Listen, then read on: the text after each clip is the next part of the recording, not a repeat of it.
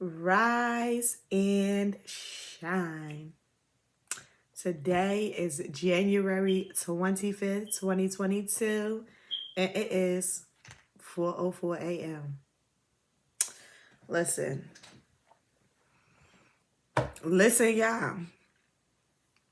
When you is um a worker for the Father, okay?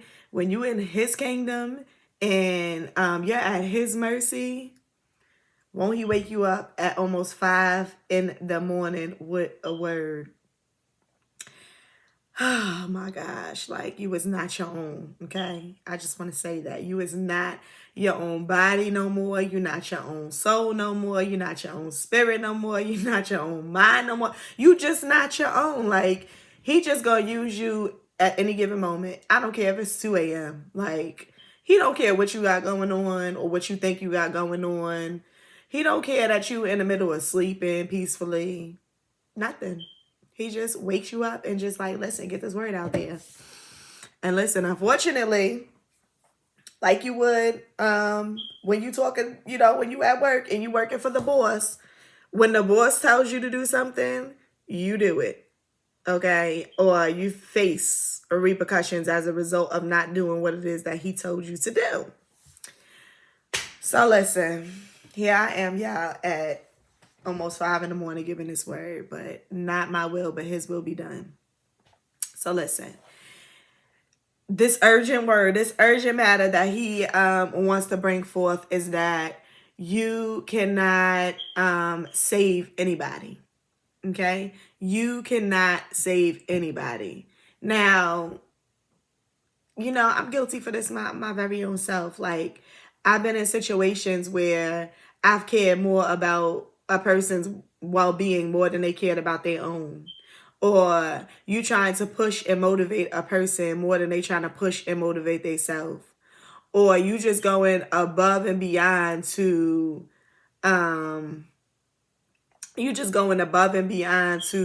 try to bring change about in a person's life more so than they even trying to do. Like, they just ain't even trying to do anything, none of the work that is required to become a different person. And here you is, like Captain Save 'em All. Okay, I ain't gonna say the other one, but y'all know the other one. Okay, I'm gonna say this the Save and Sanctify version. Captain Save 'em All. Okay. Here you want to be Captain Save 'em All, and you want to come to the rescue every time, and you want to try to make the situation right. You want to take matters into your own hand because now you're the father, and you want to manipulate the situation or try to input your 2 cents or try to put your hand upon it because you thinking that little old you can save the universe, that little old you can possibly save, a person's decisions. And yes, it's true. You can alter them, by maybe speaking a word to them, right? Like I'm doing right now. You can alter potentially a person's destiny, but ultimately you cannot save anybody. Okay. It is the Father's doing. He's the only person, the only being, the only creator. Okay. The supreme one that has the power and the authority to save. It is by his hand that goes out that is going to be the one to save, not yours. Not yours. You can be out here in these streets and you could be witnessing and doing the work, the leg work, the footwork, okay, to assist someone and bringing about change, but you can't save nobody. Okay, you can possibly help lead them to the act of being saved, but you cannot save them. That is not your job. And so now you running around here, you stressing yourself out. And this is how you know when you're doing too much, okay? This is how you know when it's beyond a word, when it's beyond you praying, when it's beyond you encouraging. When you out here in these streets and you stressed out, okay? You can't even sleep at night. You can't even function right, okay? You giving your last all of every time, your last, okay, of all that you have, every single time, whether it be financially, whether it be emotionally, whether it be spiritually, you just depleted, okay, trying to save this person. You're doing too much. And that's why you're feeling burdened down. That's why you're feeling overwhelmed. That's why you got anxiety. That's why you can't sleep. That's why you stressed out. Because that's just clear indications And your body is like, hey, like, we war against the body all the time. Like, the body always just want to do the wrong thing. This flesh that we in is a mother, okay? And it always just wants to do what it wants to do. That's why we got to crucify it every chance we get with fasting and praying, because this body, if you did not, would be just, have you in a world of sin, okay? So, what was I saying? Help me, Father. What was I saying? So when you doing too much and you out here in these streets stressed out like to the max, that is a clear indication. Even your body is trying to tell you, hey, like, what we doing here? Like, you doing too much. This is requiring too much of us now. All right, you need to fall back. You need to take it to him in prayer and leave it alone, because it's not your problem. It is not your problem. That child that is out there on drugs at probably this hour is not your problem. They grown, okay? That husband that want to be cheating at this hour, he should be at home in the bed with you. That is not your problem. They grown. That wife that's out here cheating at this hour, they should be home with you. It is not your problem. They grown, okay? Whatever it is. Whatever it is that bill that that's due, that you can't afford, that is not your problem, okay? Especially if you're in alignment with the Father. Let me just change that a little bit. It is your problem if you're living in this world. That's your problem. And if you're in relationships that he ain't put together, that's your problem. But when it's something that he ordained, I can't even say that, because when he ordains it, you ain't gonna go through nothing like that. When he ordains a situation, yes, you're gonna have trials and tribulations in that situation, but it ain't gonna be nowhere compared to what you done experienced in the world. And I myself, as well as I know many of y'all, have just done experienced the most of the most being out here in these streets. Like, it's nothing like being in the Father's kingdom. I went from one side to the other, so I know. I know what it feels like to be in the world, and now I know what it feels like to totally be in submission to the Father and his will.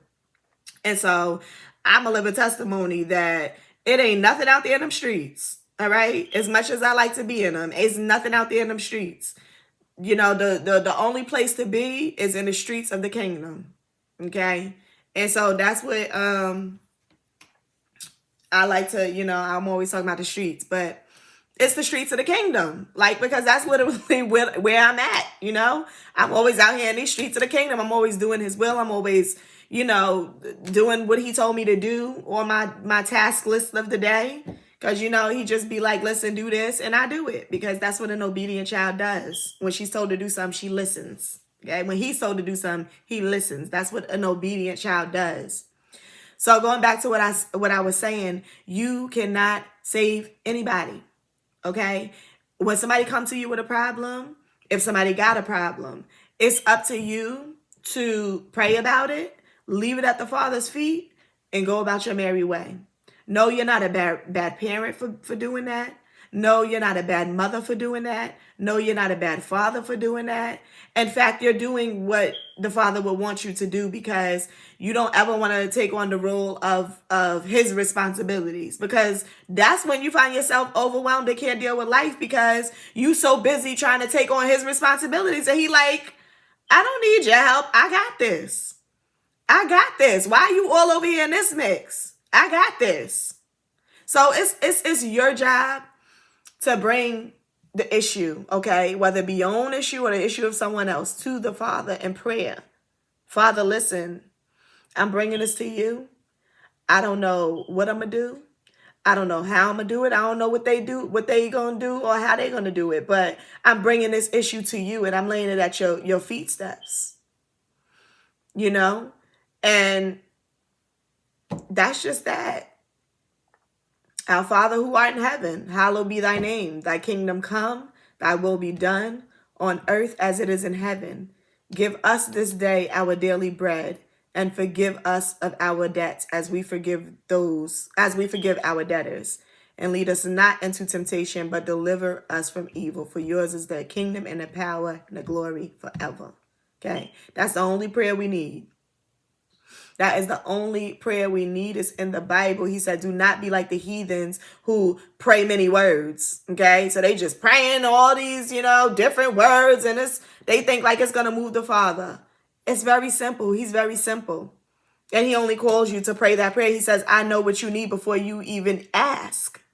He already knows what's in your heart. He already knows what pain you're dealing with. He already knows what situations you're dealing with. He already knows the heart that you have for the ones you love. He knows that you're grieved, okay? Because even he was grieved at points in the Bible, okay? Because of different situations. So he knows all about grief. And that's why he knows how to handle it best, because guess what? He's walked, on the ground. He's had these encounters. And now he is in a place where he is sitting above. So guess what? He don't already been down here to see, okay, this is exactly what man is going through. All right. I've been walking in the flesh and I've been there and I know what they dealing with. So now let me go into the higher place. Let me go into the upper room and intercede on my kids' behalf. He's already there. He's already in the upper room. All you got to do is come to him. Lay it at his feet and let it go. Let it go. You cannot dwell on how that situation going to play out after you pray about it, because it is not your decision. It is not your decision. It is not your decision. I don't care which way that situation goes. It is not your decision. Whether they live or they die, it is not your decision as much as you may want it to be. And it hurts. It hurts. It's painful. When you see a loved one going through difficult moments in their life, especially when you've never been through a moment like that. You don't know what it's like to go through that. It hurts because you feel helpless.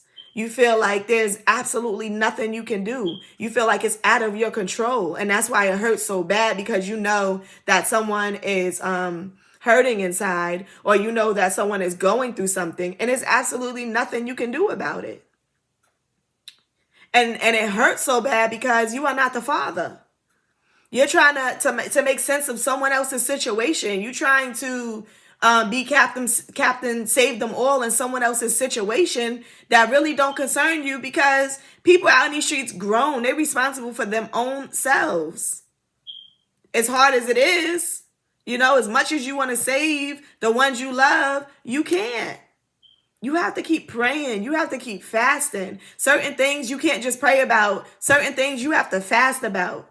It's in the Bible that these things do not go out by prayer alone. Like you gotta fast. Fasting is important. Nobody don't like to do it. I don't like to do it. Okay? All the many times that the Father done called me over these periods of months, I was just like, I ain't never fasted so much in my life, y'all.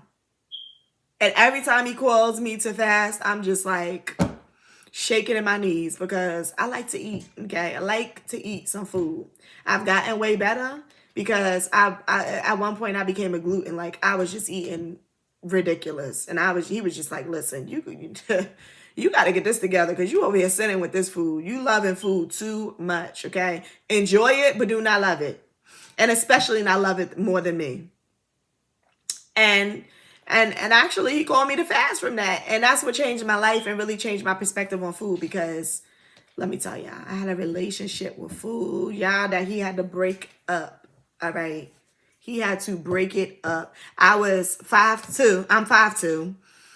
And I was weighing 160 pounds. And he was like, that is not cool. We got to get this together. And it just seemed like I kept gaining more and more weight. Like no matter what I was doing, it seemed like I was getting bigger and bigger. I was like, oh my gosh, like this is getting out of hand.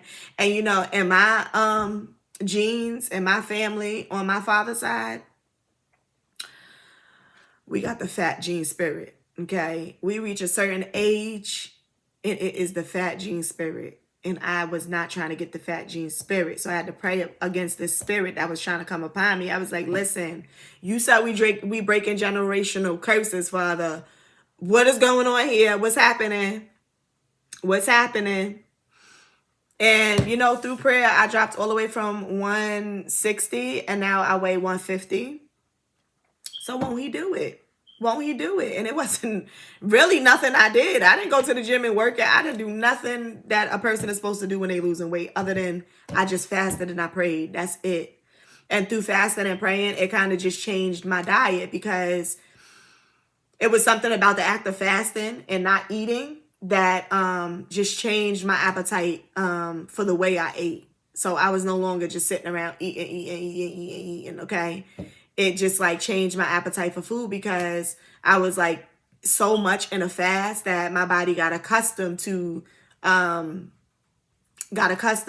eating, all right, along, the like not eating. So it was a point where I was just like, okay, I'm losing too much weight now. Like, come on, this is too much now. We gotta stop, let's not go overboard with this. But it really does save not only your life, but the life of someone else, to just fast and pray. That's all you gotta do. That's all you gotta do. You ain't gotta stress out. You ain't gotta worry yourself. You ain't gotta get your pressure up. Like, you ain't gotta do nothing. You ain't gotta fall on your face and cry. You ain't gotta run up and down the road screaming. You don't gotta do nothing. All you gotta do is fall on your face in prayer and fast. That's all that is required of you. The rest is up to the Father. The decisions he's going to make after that on how he's going to handle the situation is up to the Father. But you got to take yourself out of it. You got to remove your hand from it. After you done your part and you done fasted and you done prayed for a person, you done all you can do. And anything after that, now you're just becoming an enabler. Anything after that, now you're beginning to assist their behavior, whatever that behavior may be. You're becoming someone who is helping them to accomplish that bad behavior instead of helping. So it's a very gray area of, you got to be careful. You got to be careful. And the only way to do that is to not put yourself in someone else's situation and become them.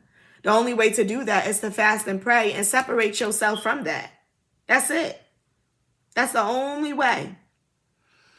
And so, after waking up at this hour and giving this word, I hope it was a rhema word. I hope it was a right on time word. I hope that it just saves somebody's sanity or somebody's life. Because if you've been stressed down and if you've been stressed out about a person's situation, somebody else's situation that's not your own, and you haven't been fasting and praying, then you could possibly have cost them their life. Because what you should have been doing, you wasn't doing, because you was too busy just stressing yourself out about what it is that they was going through, instead of just fasting and praying and leaving it in the Father's hands. So I pray that this saves your life, or the life of someone you love, that you just like really been going through it. And so that's my word at this hour. And yeah, so I guess I'm up at this point. I'm gonna go start my day and read my word. I probably doze back off for like an hour before I actually get up, because he's early this morning. The Father's early. It is not even 5 o'clock yet, and he got me up out here like this. But it's all right, because I live for him. That's my job now. He's told me that is my job, is to live for him, to be his mouthpiece. So here I is. So I hope you guys have an amazing morning. I don't know if he'll give me another word, being that we're up so early. But if he does, I will be back, of course, with another video. And so I hope you guys have a blessed and prosperous day.